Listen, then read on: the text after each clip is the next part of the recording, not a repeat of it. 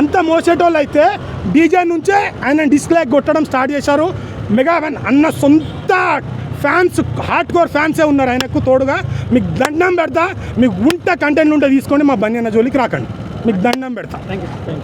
ఈ బ్రాండ్ని ఎవ్వరు పీకలేరా. అరే మీకు చెప్తున్నా కదా, మీరు ఏమైనా వేసుకోండి చెప్తున్నా కదా.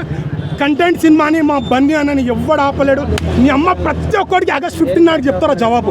ప్రతి ఒక్కరు నా కొడుకు ఎవడు ఆపడానికి వస్తాడో సినిమా ప్రభుత్వాలే పెట్టుకోండి, పిఎంనే పెట్టుకోండి, ఎవరినైనా పెట్టుకోండి. కంటెంట్తో సినిమాతో ఆడియన్స్ని యాక్టింగ్తో రప్పకపోతే నా కొడక నీ అవ్వ తగ్గేదా. పుష్పగాడి రూల్ చూపిస్తాం. హీరో ఆమె, హీరోయిన్ అన్ని ఆమెనమ్మా, అన్ని ఆమె.